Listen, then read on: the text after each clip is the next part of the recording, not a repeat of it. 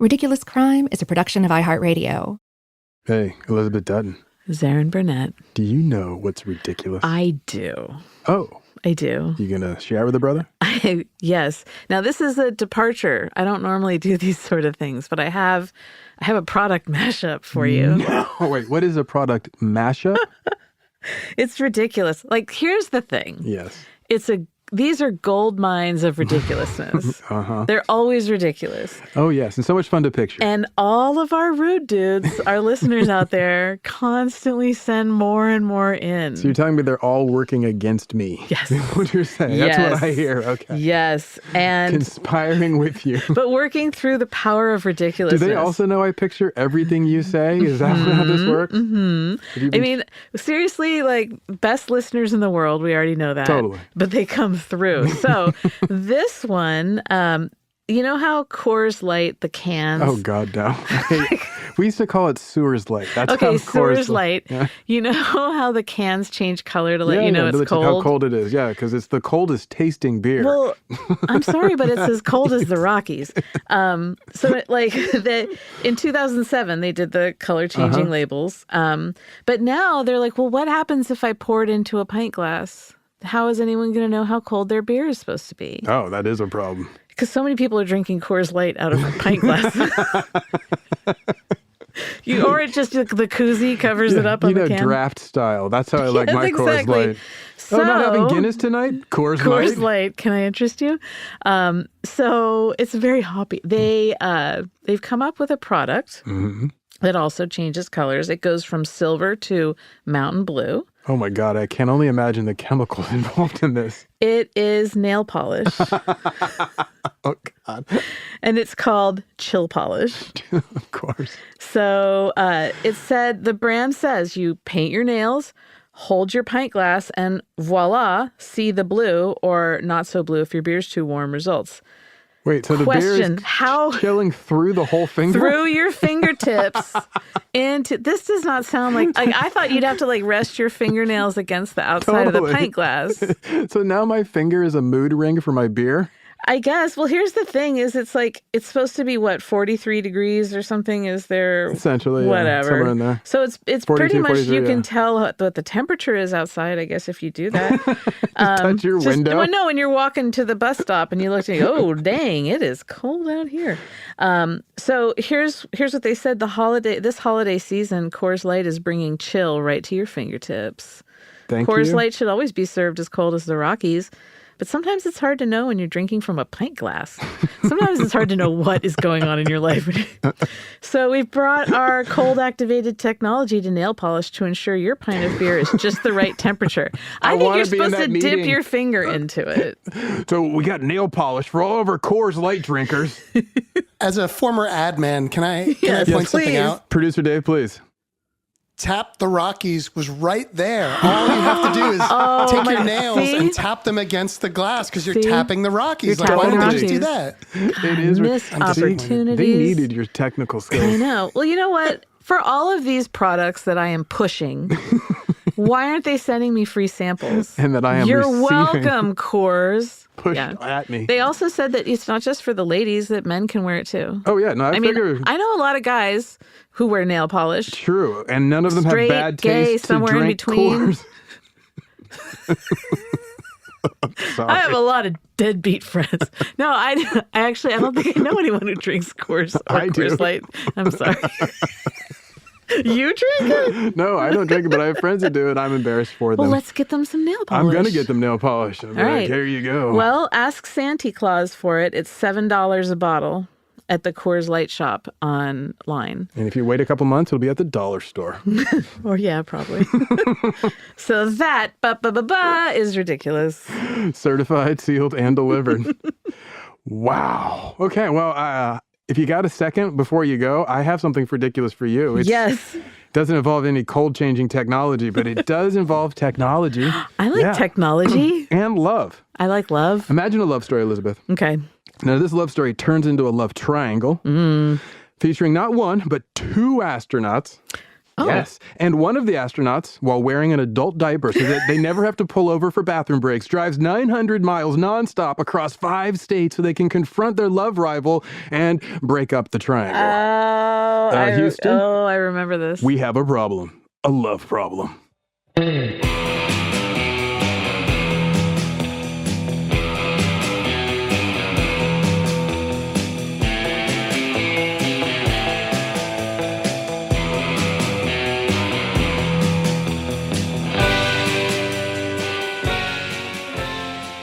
This is Ridiculous Crime, a podcast about absurd and outrageous capers, heists, and cons. It's always 99% murder-free and 100% ridiculous. Elizabeth. Zaron. We don't cover enough love stories. Would No, you agree? we really don't. I mean, like, I feel I've been loath about that. I mean, I had Guy Fieri, but I really haven't been looking to the love stories. Now, this week, I want to tell you about a love story that may live on the fringes of your memory. You said you kind of remember this? Yeah. Okay, it's the story of the adult diaper and the Astronaut Love Triangle. Yeah. Which, by the way, that'd be a great name for like a new wave punk band. The adult Diaper and the Astronaut Love Triangle. I like it. Right? Okay. I'd want to be Adult Diaper, the lead singer. Yeah. Okay. Now, our heroine today is Lisa Nowak. She was a NASA astronaut and our ridiculous criminal. Now, Lisa Nowak was, being an astronaut, a badass. She was driven, very goals-oriented. She's raised in Maryland. She graduates from high school in 1981, and she attends the U.S. Naval Academy. Dun-da-da-da, good job for you, Lisa. She leaves with a degree in aerospace engineering. She goes to graduate program in aerospace engineering that follows. Then, after getting her graduate degree, she graduates from Naval Test Pilot School. Oh, wow. Just step after step after step. Right. June 1987, she earns her wings, becomes a naval flight officer. Now, in the cockpit, she flies over 30 different aircraft. She's amazing. 1,500 flight hours. Just, like I said, total badass. Yeah. Then she goes on to become an aerospace engineer for NASA. Girl's impressive, right? You know what? She's a badass astronaut. Okay, I'll see myself out. In 1996, she gets selected to join NASA Astronaut Corps, which is the training program at Johnson Space Center in Houston, as you well know. And Houston is where Mission Control is located. Thus, Houston, we have a problem.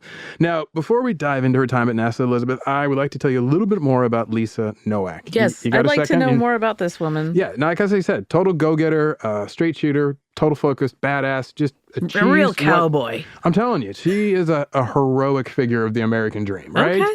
But Lisa also is complicated, contains multitudes. She likes to collect rubber stamps. She likes to fill out crossword puzzles. She loves gourmet cooking and going sailing. She's an avid runner and cyclist. She's also a skeet shooter, and she loves the soft look and feel of the African violet, her favorite flower. I read a lot about Lisa. It sounds like like her personal diaries. Totally. Well, it's funny. NASA has these files on all the astronauts, and it has like their likes and dislikes, like long walks, moonlit nights, Anyway, so she's also a dedicated and loving mother.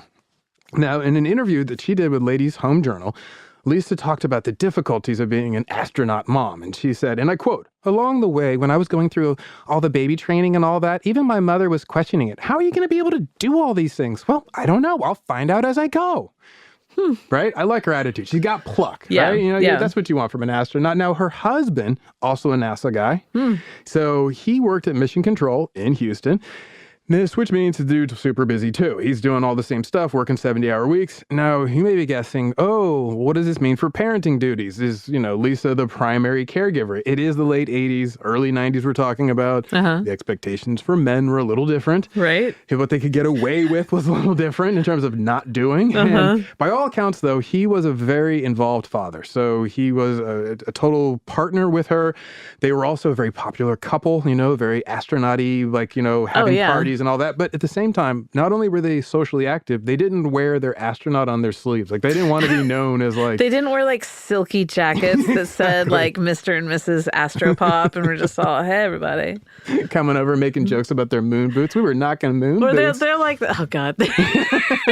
No, they're like the people who go away for a semester and all they talk about is like Ibiza. And then so they're like, well, I don't know, like when you're in space, it's a little bit different. You wouldn't understand. Now, Elizabeth, when I say astronaut, what do you think of? Like, who do you think of? What does astronaut mean to you? I feel like you're making me write like a 6th grade essay. Okay, well, what astronauts mean to me. To you, Elizabeth? I think of okay, this is how small and bizarrely taped together my brain is.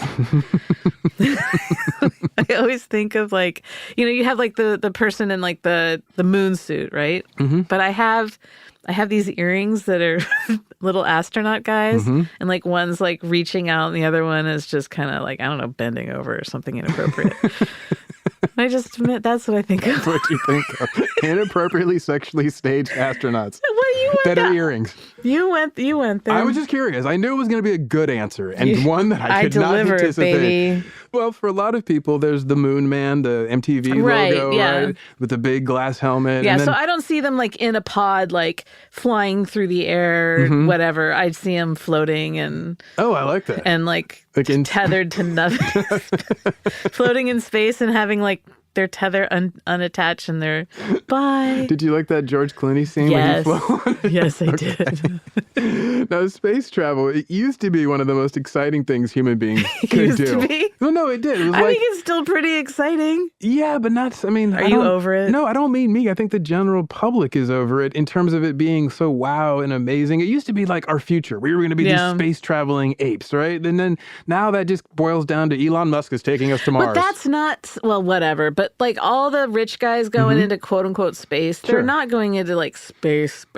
Oh yeah, the low Earth orbit and all that. They're not going to drift off forever. They're not going to be able to. They would be brought back to Earth. They're not like all anti-gravity and like. If anything bad happened, they would come back down. Yeah. Or the other thing I think of with astronauts, astronaut Mark Kelly. Yeah. Right? Well, he will show up in this story because I know how much you like him. No way. Yeah. He's okay. Now, it turns out, like, if you think about it, what I mean about this whole the space age and all the stuff that was the cool, like, Kennedy-era start of the space program that lasted for decades. Well, by the 90s, no one really cared if there was a new shuttle launch. Yeah, that's true, I guess. It wasn't news. No one was, like, excited to see it. They weren't, like, if you told, like, oh, there's an astronaut coming to your school, it wasn't the same as in 1972 if an astronaut was coming to your school. I will give you that. Right? You know who gets fired up still? Who? Neil deGrasse Tyson. Does he really? I guess. Don't you think? I don't know. Who knows? I don't track Neil deGrasse Tyson the way you do. I'm just spitballing here. I feel like he would. I bet he does, though. Yeah. Now, as it turns out, the space race and all that, it was apparently mostly a response to the Soviet dream of expansion into space and lunar conquest. In the U.S., we spent billions to beat the Soviets to the moon. We get there first, la-da-da, win the space race. We keep doing programs, but once the Soviet Union collapses, so does our desire to go to space. Yeah. If you really look at it, the numbers, it's not me. This is like just like, oh, so we really just were doing this because they were doing it. Yeah, totally. Okay, so now the culture, though, we have embraced space as a people. I mean, it does not matter what we're talking about, from Star Wars to Star Trek to whatever, the Avengers Endgame. Everybody, space is the place where your imagination goes. For the helpful astronaut guy. Exactly. Sorry. Space is the place. So, but it is, right? Like, you think about it for design, aesthetics. I mean, cars were made to look like rockets and bras look like rockets. And no, I'm saying is like, it just took over things you wouldn't even anticipate. Like your butter design may be shaped by space age butter stuff. Design? Well, the product, like the outside, like, I don't know, like what we started one thing that like everyday products were shaped in unexpected ways by the space race. Butter was shaped like a rocket? No, not the container. What was it shaped like? It was shaped like a stick. I don't know, like a cube. It's shaped like butter. I don't know what to tell you. You brought it up, my man. Well, what I mean is that like, it was a bad example. You open the door, walk through. What I'm just saying is that butter is a possible example of what could have been shaped and inspired by the space race. You could. In this case, a terrible example. If you were having company over and you let the butter get soft and you rolled it into a rough ball in your hand, it looks like a meteor. Exactly. And then you have people... And they go, wow. You just hold your hand out. That's inspired. And you go, it's space. This is space age. And they go, oh, cool. That's space so cosmic. age. Can I put that on my bread? Yes. Would you like some space butter? So my point being, astronauts. Yes. The brave ones who were willing to be shot off the surface of the Earth used to be impressive. That used to be cool. Yeah. And these people, they were doing this. They were being shot off the surface of the Earth with the full confidence that we would get them back. Yeah. Like, that's wild. You're all like drifting off into space. That was a real risk. Totally. Or just Blowing up. Owie, blood. As you now point out, which thank you is very accurate, a rocket is not a safe place to work. No. Like, I don't think OSHA would approve that. Like, okay. Well, then there's also like the re-entry thing. Like, we're just going to hope that we got enough stuff around us. Let's get this angle right. Or say goodbye to Tom. Yeah. Now, the commander of the Apollo 16 lunar landing mission, Captain John Young, who obviously knows this stuff very well, far better than I, and I quote, said this of the dangers of his job. You put some people on top of 4 million pounds of high explosives, you light the fuse, and in 8.5 minutes, they are going 8 times faster than a rifle bullet. What part of that sounds safe to you? Zero part of it. No part of it sounds safe to me, sir. Not even 1%, Bob. Sir, no. Sir, no, sir. Well, that was, for the public to understand in grand terms what it is, the dangers of their job. Now, this would include the space shuttle, which people kind of forget. It's like, it became mundane, but it's still super dangerous. Because it looks like a space school bus, but that thing is like, that's hardcore. Hardcore 70s and technology. It doesn't always, It does not always. Let's have a moment of silence and respect here. Will you be respectful for the first time in your life about this, Zaron? Does that involve standing up straight? Yes. I'll see what I can do. Yes. That's hard. Good. Okay, so Elizabeth, you had to guess. How much do you think it costs to launch a space shuttle? $10,000. You want to guess again? No. I don't know. $5 billion. The space shuttle it's very expensive. I'll just tell you that much. It costs. Is it one of those if you have to ask, you can't afford it? Definitely falls in line with that. It costs $1 billion every launch. Oh. Every single launch, $1 billion. That's what we like. The check we signed as taxpayers are like $1 billion. See, our taxpayer. Wow. Now, the reason why is it takes 3 million individual pieces to construct a space shuttle. And those 3 million individual pieces are constructed by industries in all 50 states, because Congress. Right. And it requires... Well, good. I like to hear I that. think it's good. And 20,000 workers to prepare this one shuttle. Yeah. All their labor goes into it. So it was a very costly, labor-intensive practice. And so that's why NASA was like, can we get someone else to do this?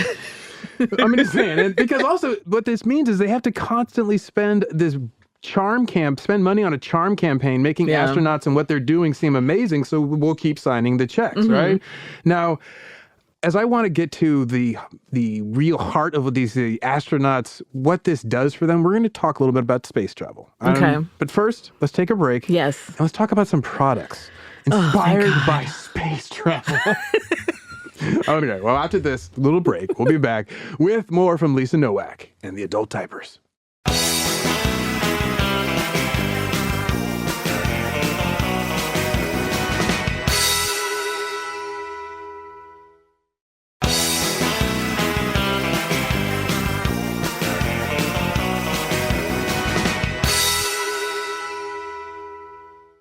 Elizabeth. Zaron. I promised I'd take you to space. I know you did. In a glass-bottom boat. I mean that figuratively.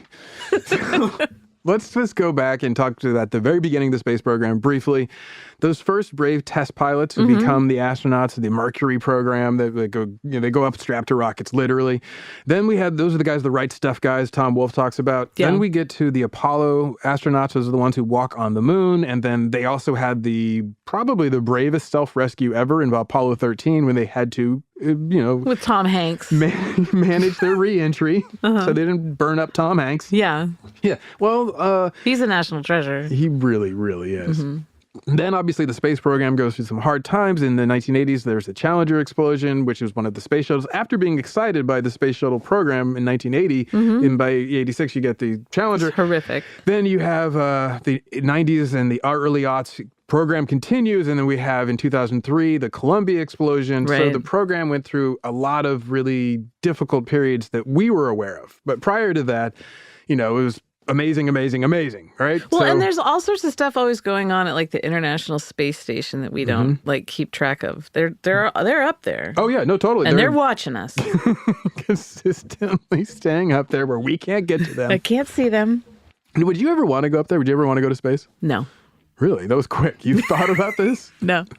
I'm risk averse. Oh, okay. I'm guessing you would be all over that. I would go anywhere. You put me on a rocket. We're going to shoot you to Mongolia. I'm like, as long as I get to ride a rocket. I don't care. I mean, yeah, anyway. But the astronauts, as I told you before, NASA used to always like kind of position them as like super cool, like bigger than life characters, right? And they did that because they had to justify the budgets and so forth. But also it was good for the American spirit at the time and so forth. But the one thing that we never really talk about is the reality of being an astronaut, which is that often for astronauts, their time in space was something that left them emotionally disconnected, depressed, disillusioned, and blue. And we don't hear about that because they didn't want to risk the program. Yeah, I had no idea. I didn't either. I realized this is not something that was, I didn't know how common it was, basically. Yeah. There is apparently a profound perspective shift that comes when you go and do space travel. Like, if you can see the whole Earth at once, that tends to unsettle you a little. Yeah. Essentially. Yeah. And, or to put it another way, if you can leave the planet and come back, it's kind of like a near-death experience. Yeah. For some people. It just really jars them. And, it's also, if you want to be more grand, it's more like reincarnation. You went to the heavens and came back to Earth. However you want to look at it, it's wild for the person who goes through it. I can imagine that. I never thought of it that way. Yeah, right? And Buzz Aldrin, he was the second man to walk on the moon. He was an astronaut, doubled up, did a lot of stuff in space, and he's an undeniable badass, total, amazing brain, amazing willpower. It's hard to question the guy. You're not going to be like, oh, he's not tough. But he would often talk about how taking his trips to space changed him. He would essentially say that he fell into a deep darkness after returning to Earth. It was a morass of despair, he said, not unlike, say, the inky abyss of space. But in Buzz Aldrin's book, Return to Earth, he talks about how this darkness impinged on his life. He talked about how the times he'd be crying alone. He talked about how much he drank, the blues he felt, all of his many affairs. He basically discovered there was this huge country-mile-wide self-destructive streak that ran down the center of his soul. That's really brave to talk about, too. Right? To admit it and confront it. Well, he hid it for a very, very long time. And then it eventually came out. And so he started trying to shepherd some of the younger astronauts. And I will get back to him in a second. But the actor William Shatner recently went to space in one of your low Earth orbit, went to space. You just want a really high airplane. Fingers, yeah. Now, Jeff Bezos, he said, hey, I'll take you to Elizabeth's space. And he takes the trip, right? But it blew Captain Kirk, the actor who played Captain Kirk, away. And I will quote briefly from Shatner. He was kind of surprisingly bleak about this. He said, quote, everything I thought was wrong. Everything I had expected to see was wrong. I thought that going to space would be the ultimate catharsis of that connection I've been looking for between all living things. That being up there would be the next beautiful step to understanding the harmony of the universe. I love the mystery of the universe. I love all the questions that have come to us over thousands of years of exploration and hypotheses. But when I looked in the opposite direction, into space, there was no mystery, no majestic awe to behold. All I saw was death. Oh. Right? Jesus. Wow. Well, kind of a bummer. But no one expects Captain Kirk to say, dealing with some low oxygen levels, and he was oxygen deprived. All I see is death, and my ears hurt. No, but this emotional disruption, this bleak feeling that seems to be very common for people who leave the Earth, it is something that we don't talk about with astronauts. Yeah. And Lisa Nowak's story is very much something to have. I want you to have that in the back of your mind while I tell you the rest of this. I would imagine that when anytime you separate yourself out from something, it allows you to see it in a clearer way. And so, when we're here living on the Earth and living our tiny little lives, we're so deep in it, we don't pay attention to, or we everything is like a theoretical, right? Yeah. And I would imagine that if you're separated from that and you look down, it feels like it would be really tragic to be able to see the whole Earth and think about here's this beautiful thing and we do terrible things to it and to each other. And I wouldn't want to go back. We're messing this whole thing up. We're so bad to each other. We're so bad to this planet. I'm sorry. I'm whatever. So that's why I probably shouldn't go to space. That makes perfect sense. I can see. I can think it would leave you completely desolate, to be quite honest. It would. Well, in 2004, Lisa Nowak gets her lucky chance to go to space. It's like the worst golden ticket. Oh, dude, not only that, but a year prior, 3 of her friends from when she was in astronaut training corps, they died in the Columbia explosion. Oh, no. Including one of her best friends. Oh, and no. so she was really struck by this. And the very next year, she gets, her chance. And so, and remember also, I told you she's a mother of young school-age children. Yeah. So we're going to take a short trip to space with Lisa Nowak and the Space Shuttle Discovery. You ready, Elizabeth? Let's pretend it's happy now. Yeah, exactly. Space is depressing as hell now. And we're going to go there. Yeah. So 2004, I told you she gets assigned to be the mission specialist for the crew of the STS-121, which is going to be Space Shuttle Discoveries, which is the second trip back to space since the Columbia explosion. Now, Lisa, as I told you, was friends with one of the Columbia astronauts, and NASA wanted to know, how is this going to affect you? Should we, bump this back? And she worked really hard to get her a chance to be an astronaut. So she was explaining to NASA, and she used her children to make her point. And I quote, "I remember on that day sitting there with my son, and we were both watching together everything that's happening. And he reached over and he took my hand and said, 'Mom, I still want you to go.' So it's a terrible tragedy to happen, but we know that there is a cause behind it and that we're going to continue to follow that." So she wanted to let them know, it's a family dream. It's my dream. We're doing this. Her kid didn't say that to No. her. On July 4th, 2006, she blasts off. She leaves the Earth, strapped to the top of a rocket, heads up to the International Space Station, your third favorite place to be. And once there, Lisa operates the remote robot arm. They do the maintenance, and they're fixing stuff and, building things and adding things. They're up there for 2 weeks. And then Lisa returns to Earth, and successfully, no problems. Now, at the time, what I haven't yet gotten to, but now is the best time, I imagine, to break it out. She was also deeply in love with a fellow astronaut. So she's very excited to get back to Earth. An astronaut, not her husband. She's very excited to get back to the Earth, to get back to his arms. That's what getting back to the Earth means for her. Oh, boy, howdy. Yeah, he was not on the mission with her, but he was consuming her thoughts. And his name is Bill Offerline. Bill Offerline. He was a former Navy flyboy, a pilot turned astronaut. They've been having their affair since 2004. And what year is this? 2000? We're in 2000, basically, we're in 2005, 2004 at this point. So so it's a freshly minted affair. Yes, exactly. She goes up in 2005 goes up, and then he goes up in December. That's in 2005 as well, because he's a pilot for the space shuttle. Okay. So now Lisa, as I told you, deeply in love with Bill. In 2007, she wrote a letter to his mother, right? And I quote, "Bill is absolutely the best person I've ever known, and I love him more than I knew possible. Your kindness in supporting us even under such circumstances as have existed in the past is nothing short of extraordinary. Fortunately, that past situation is finally coming to a close with formal separation and separate living arrangements accomplished, and I am in the process of completing all the official divorce paperwork. It is long overdue, but it is finally here, and I'm very much looking forward to getting to know you even better." Now, Elizabeth, she wrote that after she attempted to kidnap her love rival for Bill's affections. This lady, dude, she can't blame space on this. This is just... Their love affair, if you can say this, began innocently enough. No, we can't say. I have a zero tolerance. I knew you did. And settle your own home. If you are unhappy in your marriage, settle your own 100%, affairs 100% before agree. before you go have an affair. Before you unzip and step out. Get your house in order and then do whatever. But that is just... They were both married at the time. They were both parents of young children. Both were Navy commanders working at Johnson Space Center in Houston. They shared a desk space at work. They also trained together. They traveled to Canada and they did astronaut cold weather training together. Yeah, so they had to get warm afterwards. Oh, they all cuddled up. Now, Bill gets divorced in 2005. His wife serves him papers. Not his idea, but he gets divorced. Of course not. Lisa and her husband separated, but they don't file the paperwork because she still wants to go to space. So she's like, 2005. Well, they don't let divorced ladies into space? Well, no, she just doesn't want any questions about her character. Like, do you need to take a moment? She doesn't want anything to derail the schedule. You can't. She doesn't want anything there to basically signals weakness or for some reason that she may need to take a moment. She doesn't want, so... Now, Bill, he gets divorced, gets his own place. Lisa stays there often, so he gives her a key. And they start, their new life together, trying to do what you would suggest, although not entirely. Now, they were ironically a very earthy couple, very passionate, right? So there are all these jokes about astronauts having sex in space, right? But as I learned from reading about them, they really like having sex on Earth.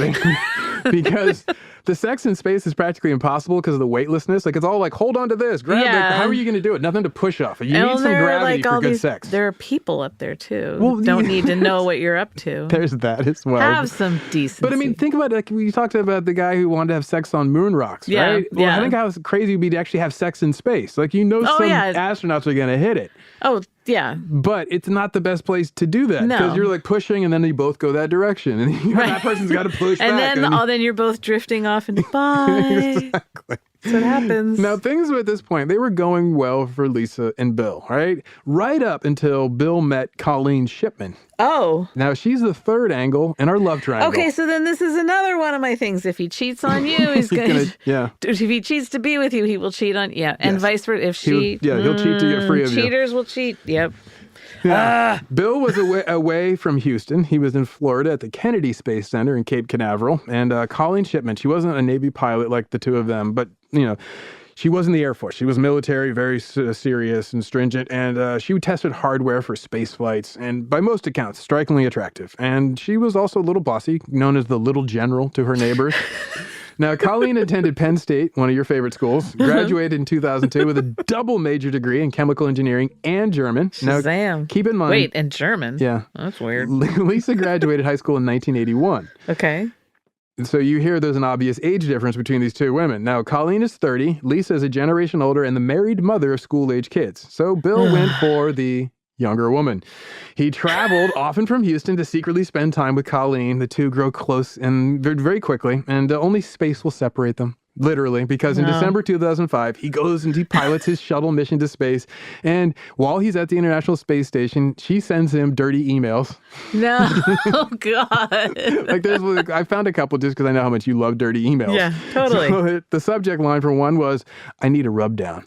Ew. And in the body of the email, and I quote, "Will have to control myself when I see you. First urge will be to rip your clothes off, throw you on the ground, and love the hell out of you." Love the hell out of you. I'm really just going to love you up. And then the next email from her is like a forwarded joke chain. I'm going to have love being extruded from your pores. Now, I love that the astronauts want to throw each other on the ground. Like the sexiest thing I can do is to throw you on our home planet and love you up. I'm just going to push you head first into the side panel of a Chevy S10. Love you up. Get some of that terra firma, baby. Now, Bill's emails, unsurprisingly, lacked the same passion and fluency. Well, he can't remember who he's sending him to. He's like, "Hey, baby." He doesn't say a name. Yeah, to keep something like fill in the blank. "Hey, space baby." He's like, "Oh, that's what he always calls me." He wrote in his email to her, "I need to see you. I'm having Colleen withdrawals. Must see Colleen." That's it, right? Gross. Now, meanwhile, there's Lisa Nowak, totally in the dark about all this. Poor Lisa. Well, no, not poor Lisa, but go ahead. Yeah, Bill had lied to Colleen about Lisa and lied to Lisa about Colleen. So according to Colleen, when he told me he had this relationship and then he broke it off with her. Now, as Colleen would later tell the Orlando police, I asked him, "Are you sure that she's okay with this? Because you know how these things go." And I said, "Is there going to be some crazy lady showing up at my door trying to kill me?" And he said, No. She's not like that. She's fine with it. She's happy for me." She's happy for me? Yes. Now, that was what we in the storytelling industry call a lie. Lisa, wait, can I also just say that if anyone uses your name in, put your name as so-and-so told the Orlando police, low point, plant the flag, low point in your life. You've reached the nadir. Low Everything point. up from here. In January 2006, Lisa, who had been oblivious to all this, she starts to get the truth because Bill returns from space. He's had the moment where he's like, "Oh, I need to get right with myself." He's a real space case. So he tells Lisa the truth, and he says, "I told her that I'd met Colleen, and I'd fallen in love, and I was wanting to pursue an exclusive relationship with Colleen." Is he okay? No, he's not. Now, at least that's what he told the Orlando police that he told her. Okay. I don't know There if he it is. actually told her that. But Yeah. whatever. That's the quote. Now, according to Bill, when he told Lisa that it was over, quote, "She seemed a little disappointed, but she seemed to be accepting of that." Yeah, right? Now, the next day she calls him, and the day after that she calls him, just like the day before she'd called him, and all the rest of the days that he knew her, she called him because she was not okay with it. No. She was lying. No, these are all astronauts are intense people. Yes, with plans and goals, and they achieve their goals. And then you throw all this messy business in there? Exactly. Ooh la la. Now, we're we have Lisa making plans to stay with Bill. So they decide to keep cycling together so she can spend time with him. And they log flight hours in their training aircraft. And she's also, meanwhile making plans about what to do with her new love rival, Colleen. Well, while she's preparing for this, it becomes her new mission in life. And, as we've talked about, how focused she is. So one day... She's a mission commander. Exactly. Hello. She's going to get it done. So she uses her key to Bill's apartment to go and check his email. And she finds an email from Colleen that laid out her upcoming travel itinerary to come to Houston and to meet Bill and to spend time. They plan to be together from February 1st to February 4th. And it's so much fun. And she also must have found the emails with the subject lines like, I need a rub down. Yeah. So she, started seeing red, and Lisa now knows where Colleen will be. She knows when Colleen would arrive there, and ever the logistic queen, Lisa comes up with her mission plan. Nice. Now, Elizabeth, I'm sure you'd appreciate Lisa's sense of logistics. I love logistics. It's kind of your jam. I'm all about it. Well, here's what she does. She prints out a map from Houston to Orlando. She prints out the maps of Orlando where Colleen was living at the time. Mm-hmm. Then she constructs a handwritten list, lots more lists, because, you have to have lists. Gotta have lists. I mean, if you're doing a criminally insane plan, lists are number one. Totally. So she knows that she needs a gun. So that's number one, need a gun. Number two, need a hunting knife. Number three, need gloves. Number four, binoculars. Then she goes down discreet hitman-style ball cap, sunglasses, makeup, a wig, a trench coat, some sweats for the long drive, plenty of food and water, maybe some beef jerky, snacks. A cooler for the food. Exactly. So she has all this. Oh, yeah, and adult diapers. Now, luckily, she's got these special astronaut diapers, so she's ready to go. Meanwhile, Colleen has made the trip to Houston to see Bill. The two lovers have a good time, but not a great time. Do you know why it wasn't a great time? Because Lisa had left her cycling bike at Bill's place to kind of mark her territory. Oh, good. So Colleen sees it. She demands that Bill get rid of it. You're like, I want this gone. Take it back to her place. She's like, I don't know where she is. Right? And so she's really upset. And she says, and I quote, "It made me very uncomfortable. It made me want to pull away from this relationship because it made me think that he didn't quite cut his ties, maybe." You think? Yeah, but then there was the other greater, clarifier for her is when they were lying in bed and he called her Lisa by mistake. Stop it. Oh, my God. Gotta love that. I know you love that. Oh, my God. Now, she almost broke it off by then, but it was too late because at that point, she had her tickets bought. She needed to get back home, and Lisa Nowak was on her way to get rid of Colleen. Oh. Yeah. Oh, God. So after this little short break, because Lisa has hundreds of miles to go before she sleeps, we'll be back with the rest of this unhinged story.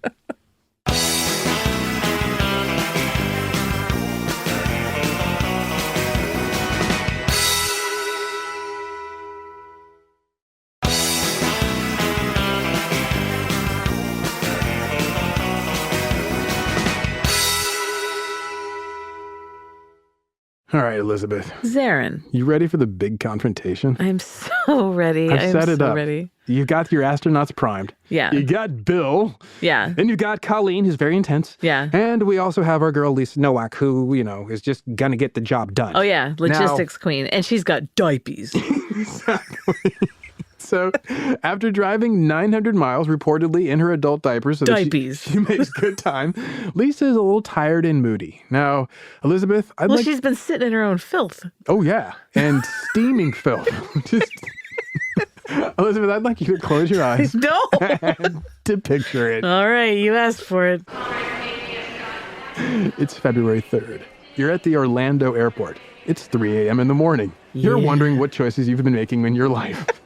Low point. You were on a sales trip. You were in Houston selling glass eyeballs to the VA hospital system. You did great. You locked up the deal. And now on your way back home. But there's one problem when you arrive in Orlando. Your luggage is not there. And you're like, damn it. I wanted to get home. I got tickets to go to the Epcot Center in the morning. All my eyeball samples. Yeah, exactly. So with your luggage yet to arrive, you have to wait. And there's one other woman alone waiting with you there at 3 in the morning for your luggage.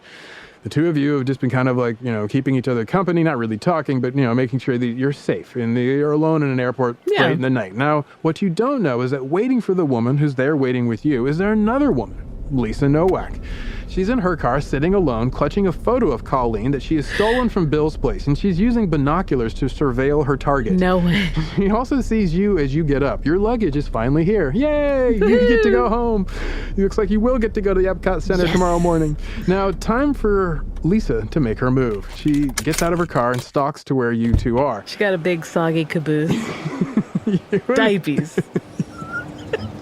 You and the other woman walk together to the shuttle bus that'll take you to the airport parking lot. You both feel safer not being alone, so it's 3 a.m., I told you, right? Now, just before the shuttle bus pulls away, a third woman gets on the bus. You usually didn't recognize this woman. She wasn't on your flight, but she catches your eye because she has no luggage. She's also wearing a black wig. She has on sunglasses and a trench coat, and it's 3 a.m. in the morning. There's no sun out. Yeah. And it's Orlando. What's with the trench coat? So she looks like a kid's idea of a spy. Right, She's right. Like, I just escaped from a Pink Panther movie, and I made it onto the shuttle bus. Now, the black wig is so bad, you can't help but stare at it. It's like a Halloween fright wig. Yeah, exactly. You're like, Oh my girl, God. come on now. Yeah. But the other woman is, also wearing a nondescript ball cap like a hitman in a Michael Mann movie. So you're like, is this what's now going on I'm not here? feeling safe. I don't feel safe. So the shuttle bus drops the three of you off in the airport parking lot, and you're like, okay, you each walk to your cars. But you notice that the other woman, and the one in the bad wig and the trench coat, she seems to be following the lady from your flight. You get in your car, and you decide not to leave right away. You watch for a moment. Nosy. You have a bad feeling, and you're nosy. And I'm nosy. So you watch as the woman from your flight, Colleen, reaches her car. The woman in the bad wig and the trench coat, Lisa, And she's the diaper. clearly followed her. Colleen, like you, looks nervous. Colleen rushes to open her car door. She manages to get it open and get in safely inside. So she's like feeling a little better now. You're feeling a little better. Everyone, We're all feeling good. except for people wearing black wigs, are feeling better. I mean, you're feeling as best as you can for 3 a.m. in Orlando. Everything's looking up now. You're about to leave. Everything's coming up Millhouse. But before Colleen can start the car, Lisa slaps the car window. And Colleen and you both practically jump out of your skin. You're like, what the? Now, Lisa says through the car window, can you help me, please? My boyfriend was supposed to pick me up and he is not here. I've been traveling and it's late. Can you give me a ride to the parking office? And you can't quite hear her response, but Colleen is like, oh no, if you need help, I'll send someone to help you. Smart. Now, Lisa isn't about to give up. She's driven way too long to get here. So she says, can I use your phone? And Colleen's quick. Like you, she's ready with a good lie. She's like, oh, my phone battery's dead. Can't help you. No is a complete sentence. Ooh, good answer. Can I use your phone? No. Yeah, no. And then hit the gas, peel out, Now, Lisa, do some donuts. she's getting desperate because she's worried that Colleen's going to peel out and do some donuts. So she's like, okay, what I got left? She starts crying. She just starts crying. So That's when I really hit the gas and get out of there.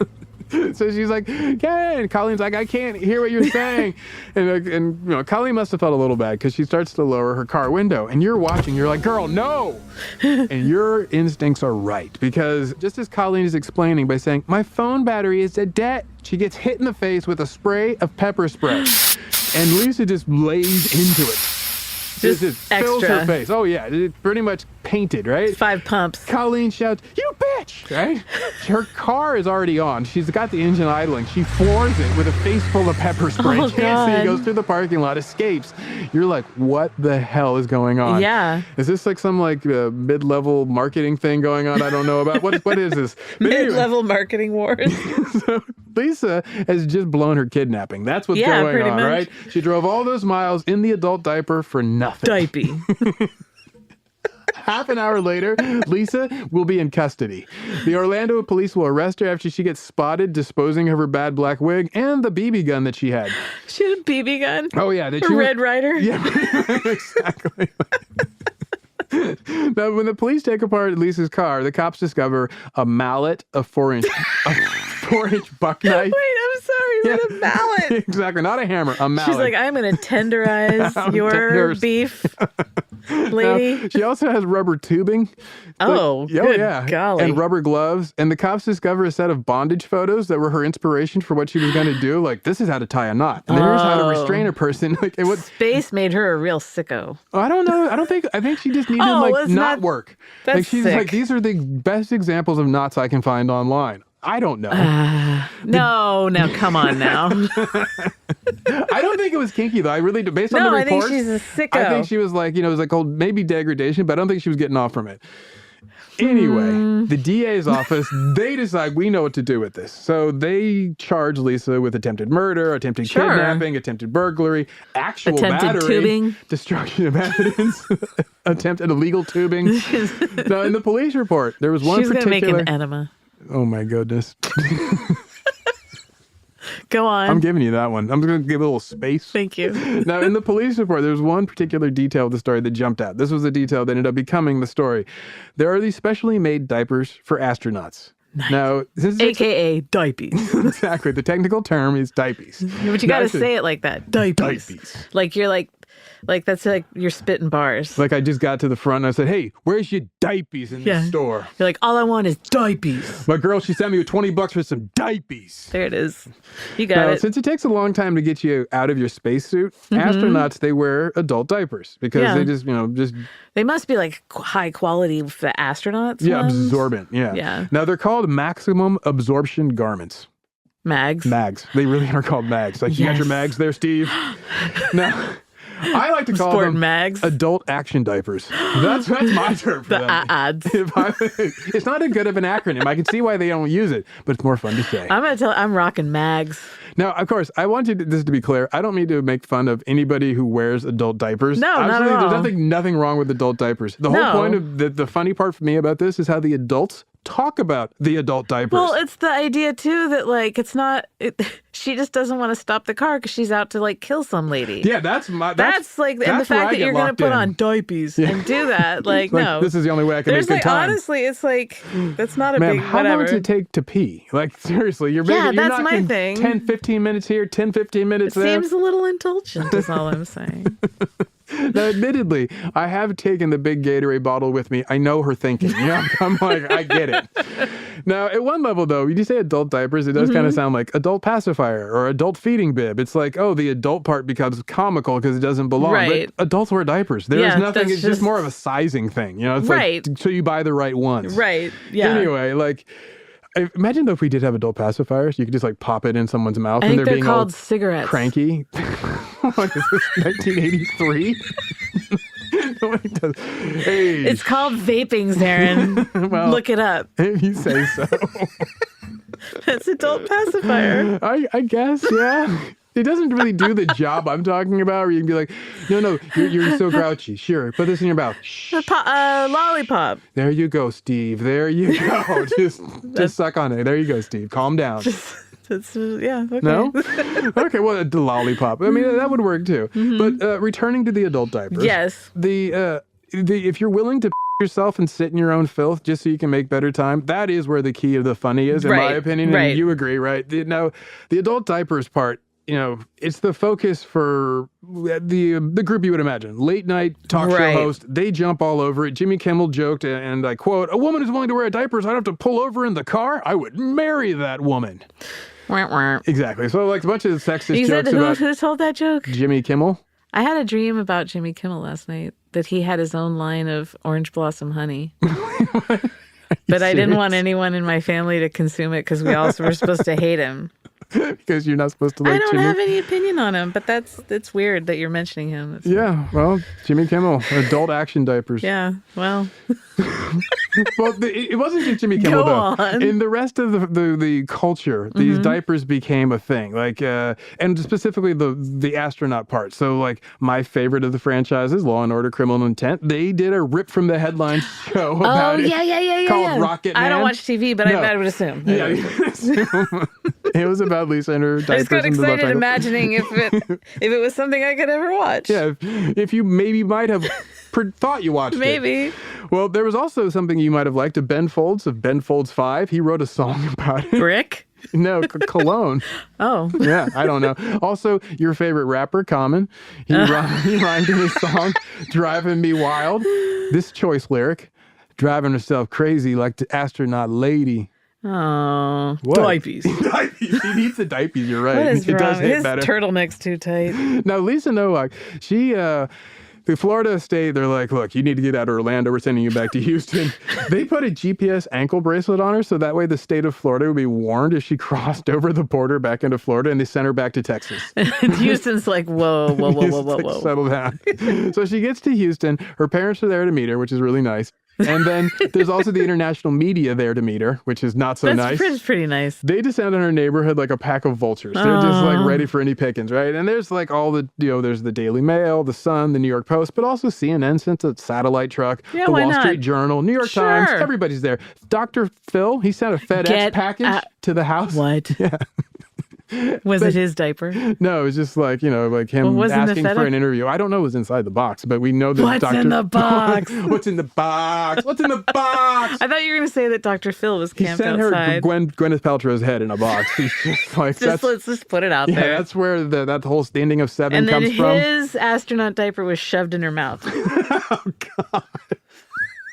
So I'm glad you mentioned the astronaut Mark Kelly. Yes. I'm just going to skip right to him. Sorry. He steps into the middle of this media storm to try to calm down the noise because he's a decent guy. He's he's just super like Mr. Decent. All-American dude. Yeah, he's like, I called Lisa last week and she sounds pretty depressed to me. We're going to try to get together with her this week. She has nothing to do. She just sits in her house all day, every day. And he's just like trying to humanize her, which is really the thing I think that's important is people forget. They're like, astronaut. It's like, no, just person. This poor woman has to deal with the consequences of her actions. Well, no, it's not what I mean. But anyway, Lisa, she loses nearly everything, but not her freedom. She gets a plea deal. She manages to get a year's probation, and she makes very few public statements in that time. But outside of the courtroom, she did apologize to Colleen. She said, I know this has been very hard for Colleen Shipman, and I would like her to know how very sorry I am for having frightened her in any way and about the subsequent public harassment that has followed all of us. Now, this media storm has, by that point, had long since moved on because Anna Nicole Smith passed away like 2 days after all of this. And that so just was like... Forget space. We got, they loved that What one. a time.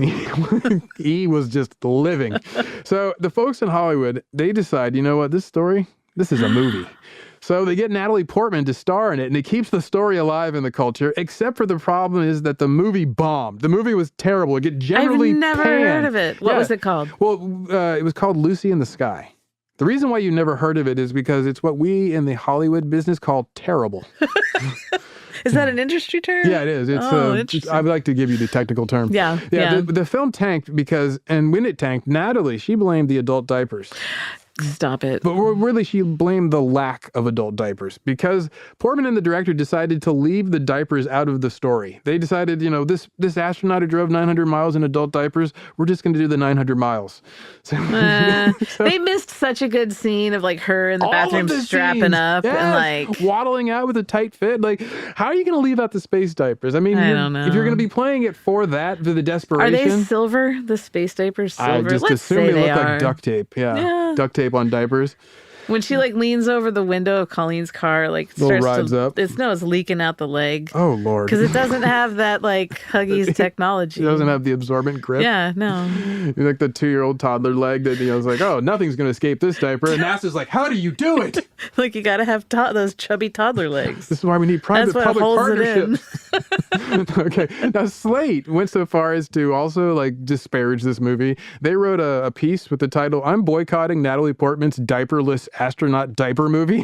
So let's really get to the point. And in response, Natalie Portman went to the LA Times and she said, "Oh, the diaper sadness." True story. She really did say that. Now, she also added a little bit more salient appraisal if you'd like a little more from Natalie Portman. Always. It was an interesting detail because it was something that seems so radical to all of us listening to it, but actually it's part of an astronaut's life. They wear diapers the whole time because that's what you do in space. It's not like it would be an unusual choice. It seems like a lot nuttier if that's not something you do every day. But I guess I still have a diaper movie in my future to fulfill everyone's expectations. Natalie. So she was not in space going to Orlando.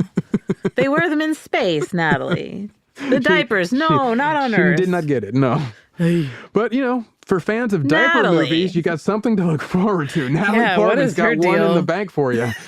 Now, after the international... She's got a diaper in the chamber. Got a heater coming. After the international media moves on, Lisa Nowak, she finally gets to speak publicly about this adult diaper situation and clarify the record. She says something to her Naval Review Board about whether or not she gets to stay in the Navy. She did not. Oh. She testified under oath that she was, quote, not wearing the diaper, but it had been in the car since an evacuation drill during Hurricane Rita more than a year before, right? So she's like, come on. Like, maybe I had them in the car. It was just a spare diaper in the back. Yeah, I just keep them around in case I need them, right? Now, the reason why this all came about was I kind of want some for my earthquake kit now, by the way. There was an Orlando detective named William Beckton who started this whole adult diaper business because he wrote in his report that he opened a trash bag in Lisa's car and discovered 2 used adult diapers. Ew. And I quote, I then asked Mrs. Nowak why she had the baby diapers. Mrs. Nowak said that she did not want to stop and use the restroom, so she used the diapers to collect her urine. But he never took any photos of the dirty diapers because he photographed a bunch of the other evidence. But he decided, we don't need images of dirty diapers. I'll just put that in the report. And that's what her lawyer used to basically argue, we have no proof, right? Yeah. He went on and, I quote, the biggest lie in this preposterous tale that has been told is that my client drove from Houston, Texas to Orlando, Florida nonstop wearing a diaper. That is an absolute fabrication. There were toddler-sized diapers in a car when she was arrested, but they were several years old. It is no big deal. It is a simple matter. They were vintage toddler diapers. She just has some retro diapers. I mean, she's a diaper collector, a curator, Man, an aficionado of diapers. That Houston to Orlando pipeline for bad astronaut business, man. Now, according to her lawyer, Lisa Nowak didn't wear any of the adult action diapers. She just drove 900 miles to confront her rival, and that's all that it was. And, she had to carefully construct a set of maps and the mallet and the hunting knife. But leave out the diapers, people. Come on. What are you, salacious?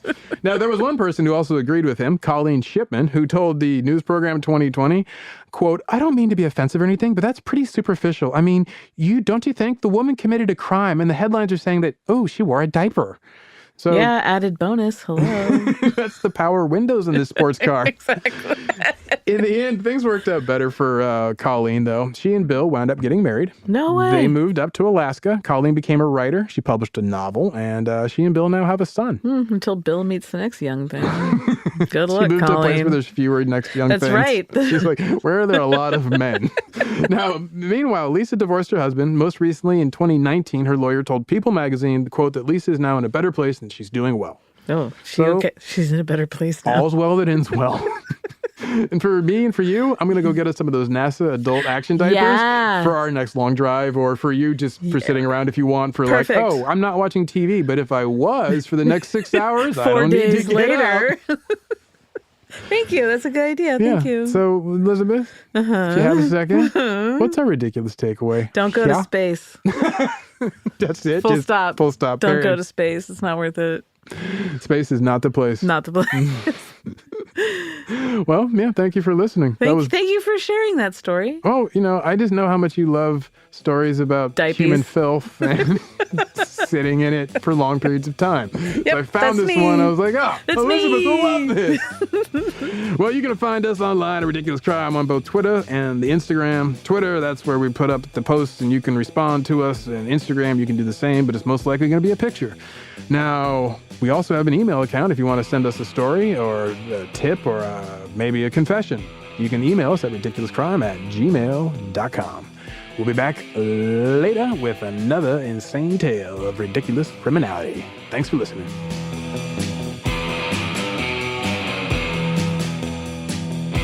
Ridiculous Crime is hosted by Elizabeth Dutton and Zaron Burnett. Produced and edited by Buzz Aldrin's fan club president, Dave Koustin. Research is by the unofficial mayor of Cape Canaveral, Marissa Brown. Our theme song is by Ground Control to Major Tom Lee and Space Cadet Travis Dutton. Executive producers are Ben, I Want to Go to Space, Bolin, and Noel, yes, I'd also like one ticket to space, Brown. Ridiculous crime.